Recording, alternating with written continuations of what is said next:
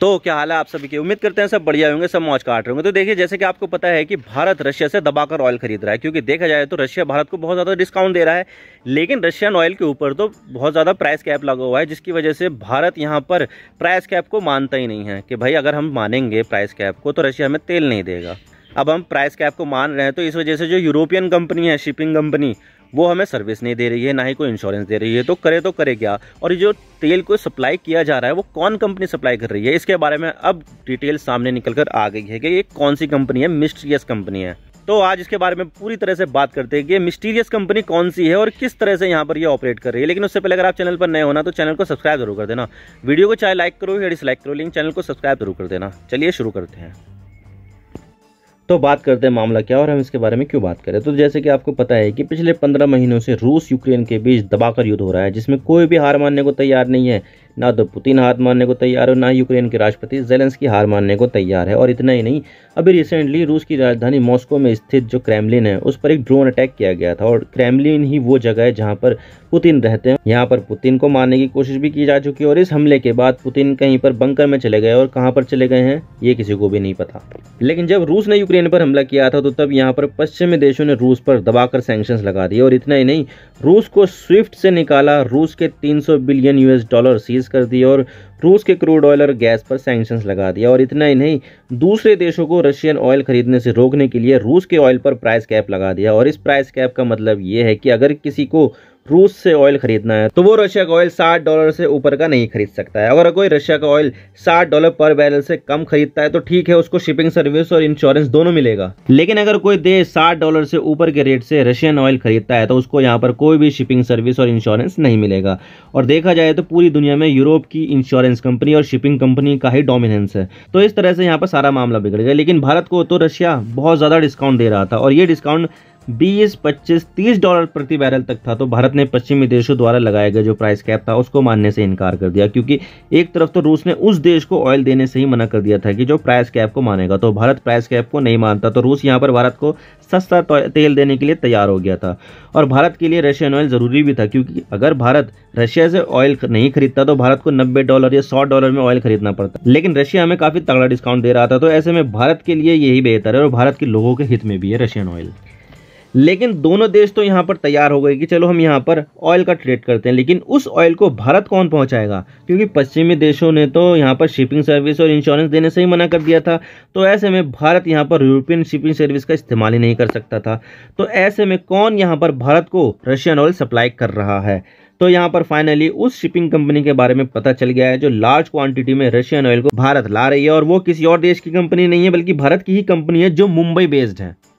आप देख सकते हैं द टेलीग्राफ का आर्टिकल है, what's up at mysterious Mumbai tanker firm that's one of the biggest since the Ukraine war. यानी कि वो कौन सी मुंबई की मिस्टीरियस फर्म है, टैंकर फर्म है, जो दुनिया की one of the biggest tanker firm बन गई है रशियन वॉर के बाद। आप देख सकते हैं 6 मई का ये आर्टिकल है। और इसी तरह से यहाँ पर द वायर का भी है, a mysterious Mumbai based company has been shipping large quantity of Russian oil. यानी कि यहाँ पर जो मुंबई बेस्ड एक शिपिंग कंपनी है वो बहुत ही बड़े नंबर पर रशियन ऑयल को शिप कर रही है। ये 4 मई का आर्टिकल है। तो ये है नेपच्यून मॉल, ये मुंबई के भांडुप एरिया में है और देखने में तो ऐसे ही लग रहा है कि नॉर्मल मॉल है और यहाँ पर बहुत सारी दुकानें होगी। आपको तो पता ही है कि जब आप किसी मॉल में जाते हो तो वहाँ पर बिजनेस का कॉन्सेप्ट ये है कि बहुत सारी दुकानें बनी होती है, तो कोई भी जाकर वहाँ पर दुकानों को किराए पर ले सकता है। तो किराया तो उनका बहुत ज़्यादा होता है, क्योंकि मॉल का जो इंफ्रास्ट्रक्चर है वो बहुत ज़्यादा महंगे में बनता है। तो वहाँ पर इसी तरह से यहाँ पर मामला ये चलता है। तो इसी में ही एक यहाँ पर एक दुकान आती है। दुकान नॉर्मल में क्या, एक छोटा सा ऑफिस ही समझ लीजिए। ये है, इसका एक गेट है, ये है यहाँ पर, ये इसका ऑफिस गतिक शिप मैनेजमेंट कंपनी का ऑफिस। आपको पता लग रहा होगा कि ये किसी बहुत बड़ी कंपनी का ऑफिस है, बिल्कुल भी नहीं, क्योंकि ये देखने में बहुत ही सीधी सादी ऑफिस लग रही है।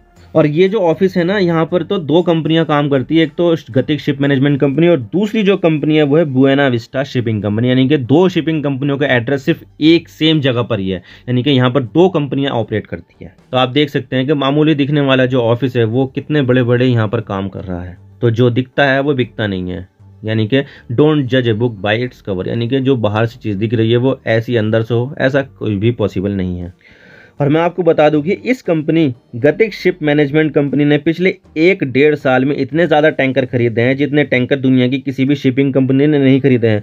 और जब रूस ने यूक्रेन पर हमला किया था तो तब इस शिपिंग कंपनी ने टैंकर खरीदने की जो रफ्तार है वो बहुत ज़्यादा तेज़ कर दी है। आप इस बात का अंदाज़ा इसी बात से लगा सकते हैं कि इस कंपनी के पास 2021 तक सिर्फ 2 ही टैंकर थे, लेकिन पिछले महीने इस कंपनी के पास 58 टैंकर हो गए, 58 टैंकर हो गए, यानी कि 2 साल में ही टैंकरों की संख्या 2 से 58 हो गई, जिसकी कंबाइंड वैल्यू जो है वो $1.6 बिलियन है, यानी कि लगभग 13,000 करोड़ रुपए की मान ले सकते हैं आपके 13,000 करोड़ रुपए की ये 58 टैंकर है। अब देखिए ये जितने भी टैंकर खरीदे गए हैं वो सारे के सारे पुराने टैंकर है, सेकंड हैंड टैंकर है, और 56 टैंकर 2 साल में जो खरीदे गए हैं वो 2 साल में तो डिलीवर नहीं हो सकते हैं, उनको बनाने में भी काफ़ी समय लगता है। तो गतिक शिप मैनेजमेंट कंपनी ने ये सारे टैंकर पुराने खरीदे हैं, लेकिन अब इस कंपनी ने नए ऑयल टैंकर खरीदने ही बंद कर दिए, क्योंकि अभी रूस से जो ऑयल इंपोर्ट हो रहा था वो धीरे धीरे कम होता जा रहा है और इस कंपनी के कुछ टैंकर्स में दिक्कत भी आ रही थी। तो यहाँ पर अब ये कंपनी अब उनमें से कुछ टैंकरों को बेच भी रही है, और ये भी सुनने में आ रहा है कि इस कंपनी ने 10 टैंकर के लगभग बेच भी दिए हैं, यानी कि 50 से कम हो गए हैं। और इसके पीछे एक और वजह है, और वो वजह ये है कि ये company short period of time में बहुत ही बड़ी हो गई है, और ये कंपनी दुनिया की कुछ चुनिंदा कंपनियों की लिस्ट में शामिल हो गई है जिसके पास 50 से ज़्यादा टैंकर है। तो इस वजह से ये कंपनी कई देशों की नज़र में आ गई है, खास करके अमेरिका की नज़र में, और अमेरिका इस चीज़ को देखते हुए गतिक शिप मैनेजमेंट कंपनी पर सैंक्शंस भी लगा सकता है। तो सैंक्शंस की डर की वजह से शायद इसने अपने टैंकर को बेचना शुरू कर दिया है। और अगर हम इसके कारोबार को देखें तो जब रूस ने यूक्रेन पर हमला किया था तो तब ये कंपनी अपने 2-3 शिप्स के जरिए पूरी दुनिया को क्रूड ऑयल शिप करती थी, चाहे वो यूरोप जाना हो या साउथ ईस्ट एशिया जाना हो या फिर अफ्रीका जाना हो। लेकिन कहानी तब पूरी तरह से बदल गई जब रूस ने यूक्रेन पर हमला कर दिया, जिसके बाद रूस पर सैंक्शंस लग गए और रूस ने अपना क्रूड ऑयल डिस्काउंट पर भारत को देना शुरू कर दिया। तो ऐसे में गतिक के पास शिपिंग के बहुत ज़्यादा ऑर्डर आने लगे और इस ऑर्डर को पूरा करने के लिए उसके पास टैंकरों की कमी पड़ गई। तो गतिक शिप मैनेजमेंट ने जैसे तैसे करके पुराने टैंकर खरीदने शुरू कर दिए और उन सबको रूस से क्रूड ऑयल भर भर कर भारत ट्रांसपोर्ट करने में लगा दिया कि भाई रशिया से क्रूड ऑयल भरो और इंडिया लेकर आओ। और इस बात का अंदाज़ा आप इसी चीज़ से लगा सकते हो कि रूस ने यूक्रेन पर फरवरी 2022 में हमला किया था और उस महीने भारत ने रूस से सिर्फ अपनी ज़रूरत का 1% ऑयल ही खरीदा था। लेकिन हमले के 1 साल 2 महीने बाद यानी कि अप्रैल 2023 में भारत ने 2.1 बिलियन बैरल पर डे खरीदा है, जो भारत की टोटल क्रूड ऑयल की ज़रूरत का 40% से भी ज़्यादा है, यानी कि 40 से 50% के लगभग है। तो कहाँ पर 1% और कहाँ पर 40% से भी ज़्यादा, तो आप देख सकते हैं कितना ज़्यादा यहाँ पर रशिया से ऑयल खरीदा है। और इतने सारे क्रूड ऑयल को किसी शिपिंग कंपनी ने अगर सबसे ज़्यादा शिप किया है तो वो है गतिक शिप मैनेजमेंट कंपनी ने, और इसने जो भी ऑयल को ट्रांसपोर्ट किया है वो बिना किसी इंश्योरेंस के ही क्रूड ऑयल ट्रांसपोर्ट कर दिया, क्योंकि कोई भी इंश्योरेंस कंपनी यहाँ पर रशियन ऑयल को ट्रांसपोर्ट करने वाली शिप को इंश्योरेंस कवर नहीं दे रही थी।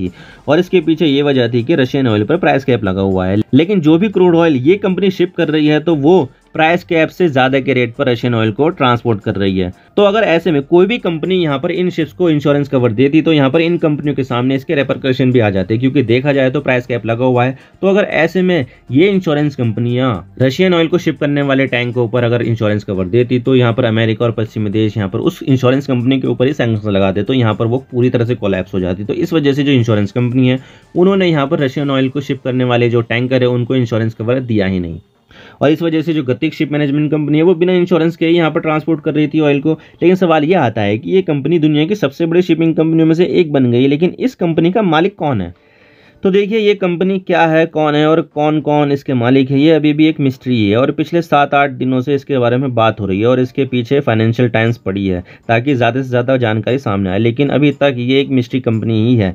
इसके बारे में इस कंपनी के एड्रेस पर ही रजिस्टर दूसरी शिपिंग कंपनी बुएना विस्टा के एम्प्लॉय ने यहाँ पर यह बताया है कि कंपनी एक बड़े ग्रुप का हिस्सा है, लेकिन वो बड़ा ग्रुप कौन सा ग्रुप है वो नहीं पता है। और इसका मतलब सिर्फ एक ही है और वो ये है कि रशिया पर लगे सैंक्शन से बचने के लिए ही बड़े ग्रुप ने इसका इस्तेमाल किया है, ताकि अगर सैंक्शन लगे भी तो सिर्फ और सिर्फ गतिक शिप मैनेजमेंट कंपनी पर लगे और वो जो बड़ा ग्रुप है वो बच जाए सैंक्शन से। तो यहाँ पर सैंक्शन से बचने के लिए ही काफ़ी तगड़ी गेम खेली गई है।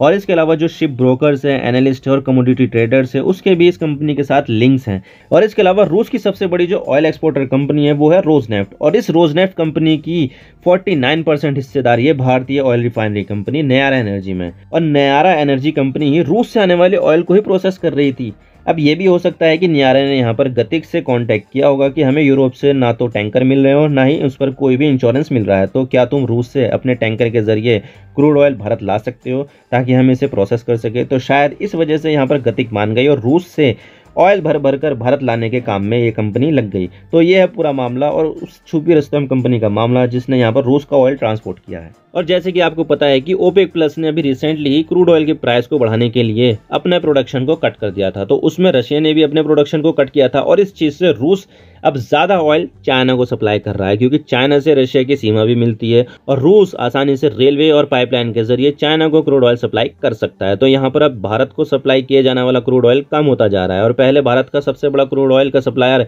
इराक होता था, फिर सऊदी अरब का नंबर आता था, लेकिन अब इराक वापस से भारत का सबसे बड़ा क्रूड ऑयल सप्लायर बनने की कोशिश कर रहा है। तो सऊदी अरब ने अपना फोकस चाइना की तरफ शिफ्ट कर दिया है। अब देखते हैं कि आगे क्या होगा, लेकिन रूस का चाइना की तरफ झुकने से भारत को कहीं ना कहीं पर नुकसान ही है। आई होप आपको सारी बातें समझ में आ गई होगी। अगर वीडियो थोड़ा सा भी पसंद आया तो वीडियो लाइक कर देना, वरना डिसलाइक कर देना, लेकिन चैनल को सब्सक्राइब जरूर कर देना। Thank you for watching. I really appreciate your precious time. God bless you all. Now signing off.